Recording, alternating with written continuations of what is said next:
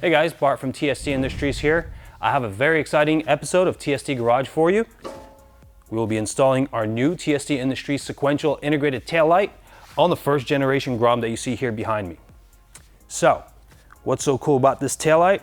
It's available in clear or smoked lens. It is plug and play via the use of the included vehicle specific sub harness. It is programmable via the press of a button. We have 9 combinations of program states that allow you to select different light modes for signaling and also for the brake function. We've radically redesigned the whole look and optics of this taillight. As you can see here, this is a red tinted OEM unit. It only has 9 LEDs. They are high power LEDs, but we actually multiplied that by a few fold and came out with a dual layer lighting board that gave us a lot more surface area to populate many LEDs on there. We use very high power LEDs and we populate them very closely together to give you a really nice even light output. To further even out the light output, up here in this area, we use our hexadome light diffusing elements. Down below where you have your brake only areas, these are quadradomes, and on the inside we put in a Fresnel lens array that takes the LED output, blows it out this way, and then the quadradomes point that light towards the rear of the vehicle. The lens design features some really cool geometric elements that you can see here. We actually added these lit ribs for a nice light accent that remains on in all the light modes. One more thing I want to talk about before we go and install this on the bike is what happens when you move away from using OEM signals. If you've replaced any of the signals on the bike already, then you know when you go with LEDs, you'll have a stuck on condition with your signals. They won't flash at all. They'll just get stuck on, and you need to either wire in resistors, which is cumbersome, or get yourself a flasher relay that is capable of driving LEDs. Here you see our Gen 2F flasher relay. We always have these things in stock. If you have that problem, which you may after installing an integrated signal that uses LEDs as signals, this is your solution. We have this in our store at tstindustries.com. When you go to see this on our website, highly encourage you to check that out. All right, let's get started on the bike. This will be about 5 minutes, 2 simple tools. Let's go. And first step, we will remove the seat and identify the wires that we will be concerning ourselves with. Here's the gray sheath full of wires, and there's a black one here. This is your tail light, and this is your signaling and fender lighting equipment.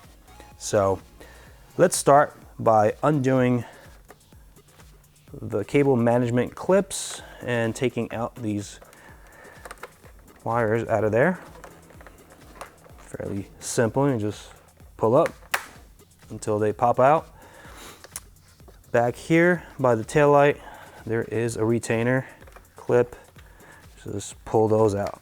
Now, I want to note, we have the fender eliminated on this bike. We've just retained some of this wiring here for demonstration purposes. If you haven't eliminated your fender, this will be running into the fender, and you just deal with it appropriately for your situation. Now, down here, we will need to find this connector. Now, on this particular bike, we have it already taken off the frame. There is a little retainer tab that this connector fits onto typically, but on this bike it has been removed. If it's still on the frame for you, you'll need to do something about that. And I can show you what you can do. This is a little cumbersome here because we don't have a lot of length. Gentle, don't just pull hard. You don't want to break any wires.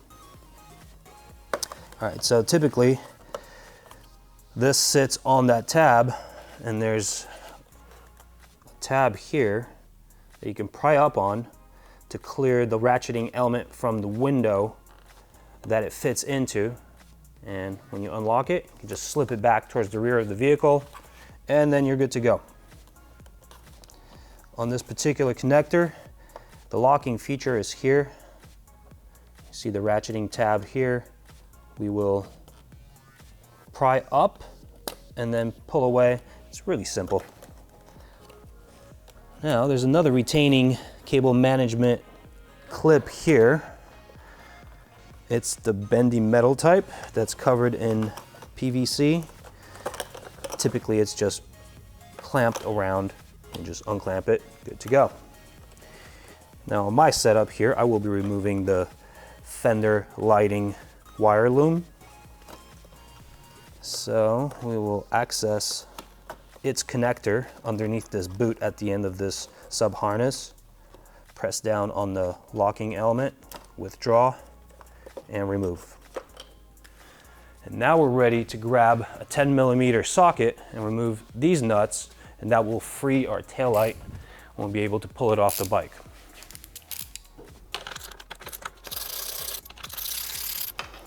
One thing I want to note here is that these nuts make their way into these frame components that have holes in the rear, these tubes, very easily. I've managed to drop these things in there many times, and then it's a pain to get all up in there with a magnet and try to take it out. So take it easy, do it by hand, and make sure you catch them. You don't want them to go in there. And if you just leave them in those tubes, they rattle and the bike sounds terrible. All right. Now, there are two washers here. They also like to travel down those tubes, so we're gonna go one at a time. They typically like to get stuck to the rubber grommet here, so they'll require to be dislodged. And then again, we have to be careful not to drop them. All right, once these things come off, tail light is free to come out. Push it towards the rear of the bike, and that's it. Before we go to install our new awesome tail light on this bike, there are a couple of considerations that I want to talk about. First, the washers that we just took off the OEM unit are going to be replaced back on here with new screws that came with this tail light. The screws themselves are called Plastite. They are tri-lobular thread cutting screws for thermoplastics. This is a thermoplastic ABS casing on the enclosure of this taillight. It comes with no threads. You will cut new threads with this screw. So it's very simple. You seat your screw bosses into the grommet that the OEM taillight came out of, one on each side. Grab one of these Plastite screws and a washer, and then grab a Phillips screwdriver, and we're gonna cut these threads. This doesn't take very much effort. The way these screws are designed, they cut the thread and also lock themselves in so that vibration does not remove them. What you want to do is get this to bottom out and then give it like a 10% more rotation and then no more. If you've been hitting the gym a little bit too much, make sure you're sensitive to these instructions. You don't want to strip out the threads you just cut. We have designed many lights using this fastening system, and technically you can damage the threads and have a problem, but we actually have not seen that before. So most of our customers take our instructions and are successful with these installations. I hope you can do the same. This is the sub harness that comes with the Grom taillight. It has all of the connections here, plug and play. What we'll do, it is far more difficult to go from the back forward with the big plug, so we're gonna connect all of our OEM components here and then go up the other way with a nice small connector.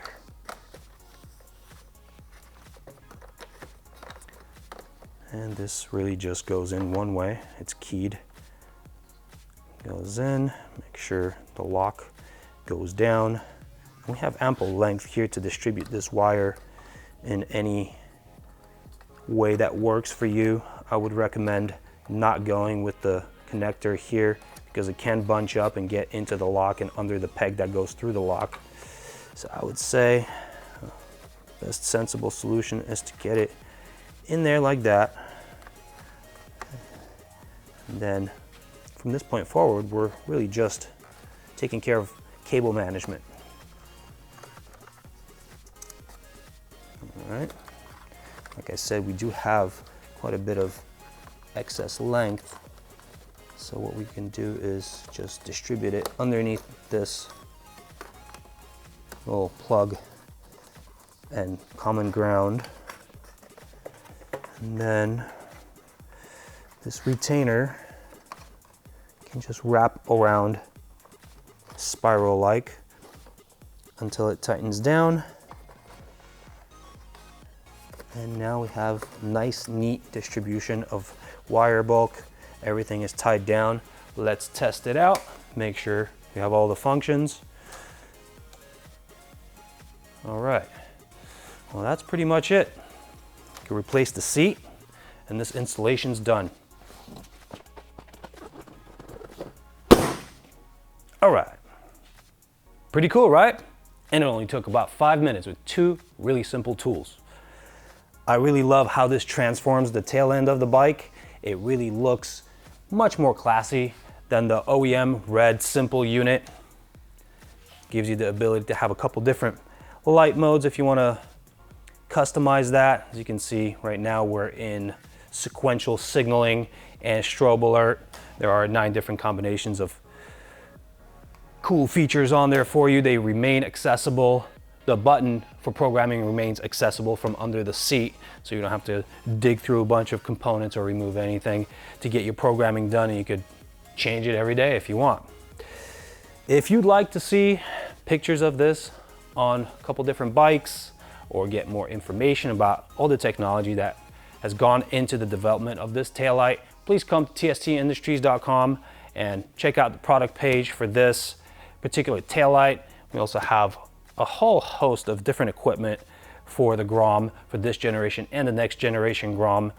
So I hope you'll check us out, and I'll see you there. Ride safe.